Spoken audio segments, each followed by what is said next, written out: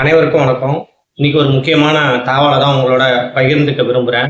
அது என்ன அப்படின்னு பார்த்தீங்கன்னா, டிவிகே தேர்தல் அறிக்கையில் வந்து பார்த்தீங்க அப்படின்னா, அதாவது 5 ஆண்டு காலம் தற்காலிகமாக பணிபுரிந்த ஆசிரியர்கள், செவிலியர்கள், அப்புறம் வந்து எழுத்தர் பணியிடங்கள் இதெல்லாம் வந்து பணி நிரந்தரம் செய்யறதா வந்து ஒரு தேர்தல் அறிக்கையில் சொல்லியிருக்காங்க. இது வந்து வரவேற்கத்தக்கது. இதை வந்து ஆல்ரெடி வந்து பார்த்தீங்க அப்படின்னா, தமிழ்நாடு பகுதி நேர ஆசிரியர் கூட்டமைப்புடைய ஒருங்கிணைப்பாளர் செந்தில்குமார் வந்து இதுக்கு வரவேற்பு தெரிவித்து விஜயை சந்திக்க இருக்கிறதாகவும் சொல்லியிருக்காங்க. இது ஒரு பக்கம் இருக்கட்டும். இதில் என்ன சொல்ல வரேன் அப்படின்னா, ஒரு பிரதானமான ஒரு ஆளுங்கட்சி, ஒரு எதிர்கட்சி, இவங்க 2 பேரும் வந்து போராடக்கூடிய எந்த நபர்களுக்கும் எந்த ஒரு அறிவிப்பையுமே தங்களுடைய தேர்தல் அறிக்கையில் வைக்கல. அப்போ தமிழ்நாட்டில் எந்த ஒரு கோரிக்கையும் வலியுறுத்தி போராடக்கூடாதா அப்படின்ற கேள்வி எழும்புது.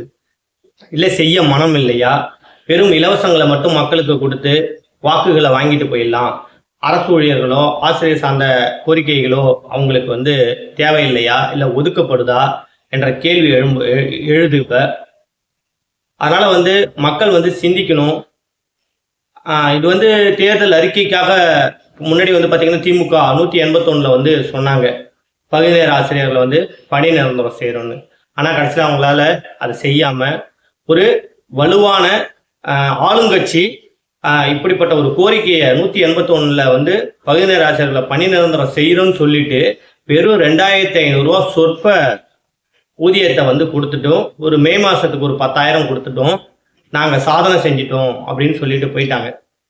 அப்போது மறுபடியும் நீங்கள் ஆட்சிக்கு வரணும்னு வந்து விரும்புகிற நீங்கள் அடுத்த தேர்தல் அறிக்கையில் அது முன்னரால் எங்களால் அது செய்ய முடியல, அதுக்கான சோர்ஸ் வந்து நாங்கள் இப்போ கண்டுபிடிச்சிருக்கோம் இல்லை அப்படின்னு ஏதாவது ஒரு ஆறுதல் வார்த்தை கூட சொல்லாமல் முற்றிலும் இந்த போராடின தூய்மை பணியாளர்கள், அடுத்து வந்து பார்த்தீங்கன்னா செவிலியர்கள், பகுதி நேர ஆசிரியர்கள், இவங்களெல்லாம் யாரை பற்றியுமே ஒரு வாக்குறுதி கூட கொடுக்கல. அது திமுகவா இருக்கட்டும், அதிமுகவா இருக்கட்டும். அப்ப என்னதான் நினைச்சுக்கிட்டு இருக்கீங்கன்றது தெரியல. எல்லாம் மக்கள் சிந்திக்கணும், புரியுங்களா? வெறும் இலவசத்திற்கு மட்டும் நம்ம அடிமையாகக்கூடாது. படித்துட்டு எவ்வளோ இளைஞர்கள் வந்து இன்னைக்கு வேலை பெறாமல் இருக்காங்க. அவங்களுக்கெல்லாம் வந்து இவங்க வந்து அரசாங்கம் என்ன செய்ய போறாங்க? வேலை வாய்ப்பை உருவாக்குறேன்றாங்க. எந்த வேலை வாய்ப்பை உருவாக்குறாங்க? எல்லாத்துலேயும் வந்து கமிஷன், கரப்ஷன் இதுதான் போயிட்டு இருக்கு. இதெல்லாம் வந்து நம்ம மக்கள் வந்து மனசுல வச்சுக்கணும். ஒரு போட்டித் தேர்வாக இருந்தாலும் அல்லது ஒரு நேர்முக தேர்வாக இருந்தாலும் எல்லாத்துலேயும் வந்து லஞ்சம் லஞ்சம் லஞ்சம்னு இப்படியே தான் வந்து பிரதான கட்சிகள் வந்து செஞ்சுக்கிட்டு இருக்காங்க. இதுக்கெல்லாம் ஒரு முற்றுப்புள்ளி வைக்கணும். தாவேக்கா வந்து அதே போல் இன்னொரு இதுவும் சொல்லியிருக்காங்க. என்ன அப்படின்னு பார்த்தீங்கன்னா, அதாவது பதவி உயர்வு பெறும் போது எந்த ஒரு லஞ்சமும் வாங்கப்படாமல் அது முழுமையாக சிறப்பாகவும் செஞ்சு கொடுக்குறோம் அப்படின்னு ஒரு வார்த்தையும் சொல்லியிருக்காங்க. ஏன்னா இது வரைக்கும் நம்ம வாய்ப்பு கொடுக்கல. அவருக்கு வாய்ப்பு கொடுத்துட்டு ஒரு வேலை செய்யல அப்படின்னா நம்ம அவரையும் விமர்சனம் கண்டிப்பாக பண்ணுவோம். அதனால் மக்கள் வந்து சிந்திச்சு வாக்களிங்க.